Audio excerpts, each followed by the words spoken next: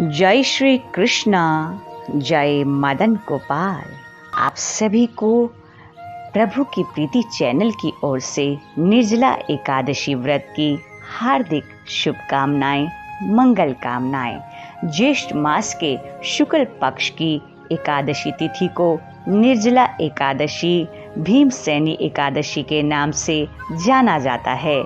यह एकादशी 24 एकादशियों में कुछ विशेष ही महत्व रखती है और यदि इस एकादशी को पूर्ण निष्ठा के साथ निराहार रहकर, जल का त्याग कर और मन को प्रभु में समर्पित करके रखा जाए तो निश्चित मानिए यह एकादशी महापुण्य प्रदान करने वाली हो जाती है। और सभी वैष्णव जन इस एकादशी का व्रत द्वादशी युक्त एकादशी 11 जून 2022 शनिवार को ही रखें। एकादशी तिथि की शुरुआत 10 जून 2022 शुक्रवार सुबह 7:25 से हो जाएगी और एकादशी तिथि का समापन 11 जून 2022 शनिवार सुबह 5:45 पर है। एकादशी व्रत के पारण का समय 12 जून 2022 रविवार को सुबह 5:40 से 8:22 तक है। एकादशी विशेषकर द्वादशी युक्त हो तो वह अत्यंत पुण्य फलदायी मानी जाती है। आइए एकादशी व्रत कथा हम भावपूर्वक श्रवण करते हैं। निर्जला एकादशी व्रत कथा। युधिष्ठिर जी ने कहा, जनार्दन, ज्येष्ठ मास के शुक्ल पक्ष में जो एकादशी पड़ती हो कृपया उसका वर्णन कीजिए। भगवान श्री कृष्ण बोले, राजन, इसका वर्णन परम धर्मात्मा सत्यवती नंदन व्यास जी करेंगे, क्योंकि ये संपूर्ण शास्त्रों के तत्वज्ञ और वेद वेदांगों के पारंगत विद्वान हैं। तब वेद व्यास जी कहने लगे, दोनों ही पक्षों की एकादशियों के दिन भोजन ना करें। द्वादशी के दिन स्नान आदि से पवित्र हो फूलों से भगवान केशव की पूजा करें। फिर नित्य कर्म समाप्त होने के पश्चात पहले ब्राह्मणों को भोजन देकर अंत में स्वयं भोजन करें। राजन, जनना शोच और मरना शोच में भी एकादशी को भोजन नहीं करना चाहिए। यह सुनकर भीमसेन बोले, परम बुद्धिमान पितामह, मेरी उत्तम बात सुनिए। राजा युधिष्ठिर, माता कुंती, द्रौपदी, अर्जुन, नकुल और सहदेव ये एकादशी को कभी भोजन नहीं करते तथा मुझसे भी हमेशा यही कहते हैं कि भीमसेन, तुम भी एकादशी को ना खाया करो। किंतु मैं उन लोगों से यही कहता हूँ कि मुझसे भूख नहीं सही जाएगी। भीमसेन की बात सुनकर व्यास जी ने कहा, यदि तुम्हें स्वर्ग लोक की प्राप्ति अभिष्ट है और नरक को दूषित समझते हो तो दोनों पक्षों की एकादशियों के दिन भोजन ना करना। भीमसेन बोले, महाबुद्धिमान पितामह, मैं आपके सामने सच्ची बात कहता हूँ। एक बार भोजन करके भी मुझसे व्रत नहीं किया जा सकता, फिर उपवास करके तो मैं रह ही कैसे सकता हूँ। मेरे उदर में वृक नामक अग्नि सदा प्रज्वलित रहती है, अतः जब मैं बहुत अधिक खाता हूँ तभी यह शांत होती है। इसलिए महामुने, मैं वर्ष भर में केवल एक ही उपवास कर सकता हूँ, जिससे स्वर्ग की प्राप्ति सुलभ हो तथा जिसे करने से मैं कल्याण का भागी हो सकूं। ऐसा कोई एक व्रत निश्चय करके बतलाइए, मैं उसका यथोचित रूप से पालन करूंगा।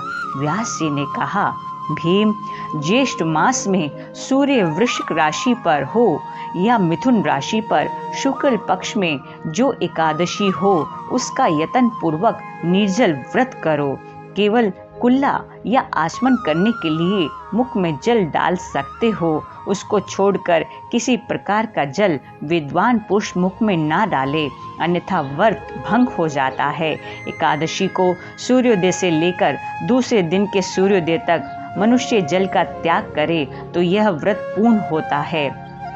तदंतर द्वादशी को प्रभात काल में स्नान करके ब्राह्मणों को विधि पूर्वक जल और सुवर्ण का दान करें। इस प्रकार सब कार्य पूरा करके जितेंद्रिय पुरुष ब्राह्मणों के साथ भोजन करें।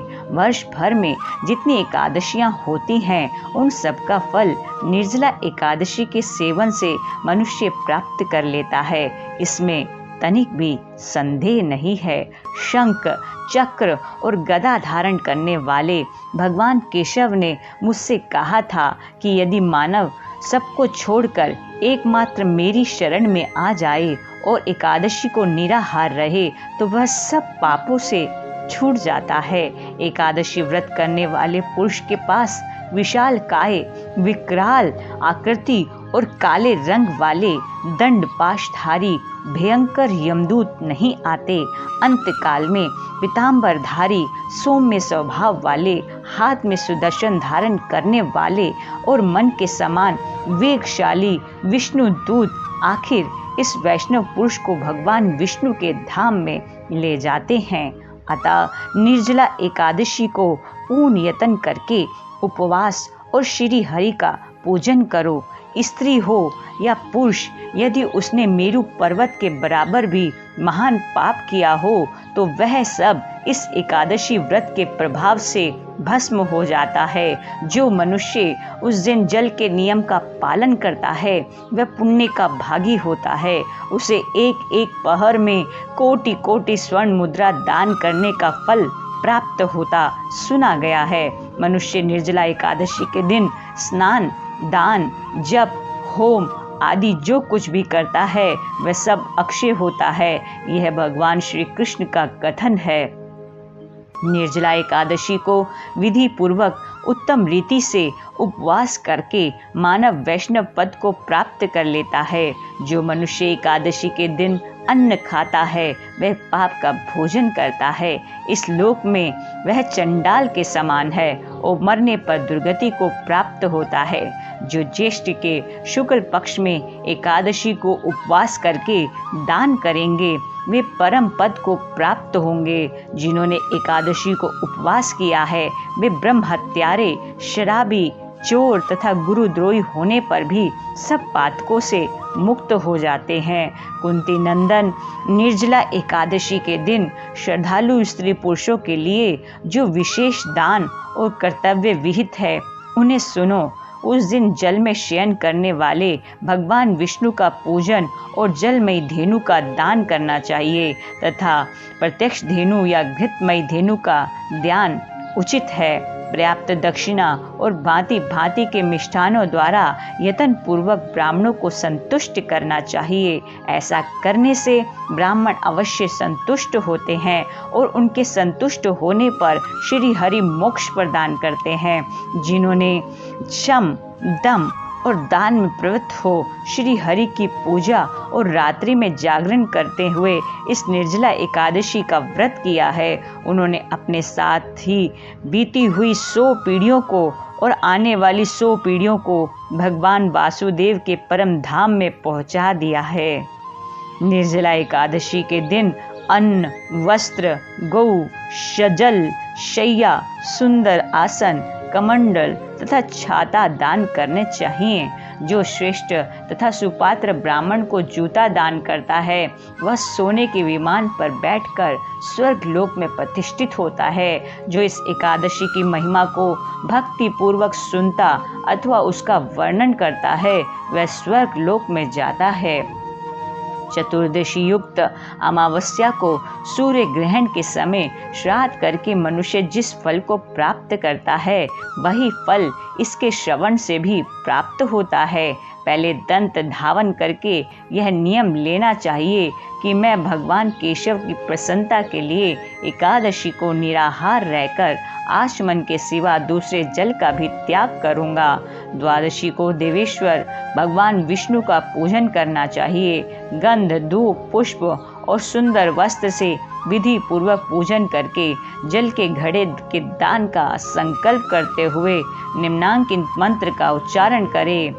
देव देव ऋषिकेश संसारतारक उद कुंभ प्रदानेन नय माम परमाम गतिम। संसार सागर से तारने वाले हे देव देव ऋषिकेश, इस जल के घड़े का दान करने से आप मुझे परम गति की प्राप्ति कराइए। भीमसेन, ज्येष्ठ मास में शुक्ल पक्ष की जो एक शुभ एकादशी होती है उसका निर्जल व्रत करना चाहिए। उस दिन श्रेष्ठ ब्राह्मणों को शक्कर के साथ जल के घड़े का दान करना चाहिए। ऐसा करने से मनुष्य भगवान विष्णु के समीप पहुंचकर आनंद का अनुभव करता है। तत्पश्चात द्वादशी को ब्राह्मण भोजन कराने के बाद स्वयं भोजन करें। जो इस प्रकार पूर्ण रूप से पाप नाशनी एकादशी का व्रत करता है वह सब पापों से मुक्त हो अनामय पद को प्राप्त होता है। यह सुनकर भीमसेन ने भी इस शुभ एकादशी का व्रत आरंभ कर दिया। तब से यह लोक में पांडव द्वादशी के नाम से विख्यात हुई। ओम नमो भगवते वासुदेवाय।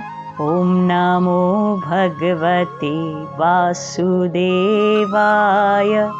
वासुदेवाय भक्तिदेवाय।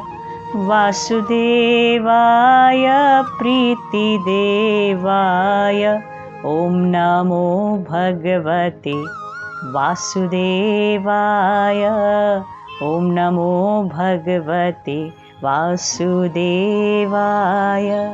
अतः प्रयत्न पूर्वक हमें इस पावन एकादशी का व्रत अनुष्ठान अवश्य ही करना चाहिए और श्री हरि से प्रार्थना करनी चाहिए कि हे प्रभु, आप ही की कृपा से हमारा यह व्रत संपूर्ण हो, पूर्ण हो और हमें आपकी कृपा प्राप्त हो।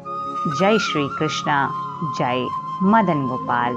कर यदि हो सके तो इस एकादशी व्रत की वीडियो को आप सभी अवश्य शेयर कीजिएगा।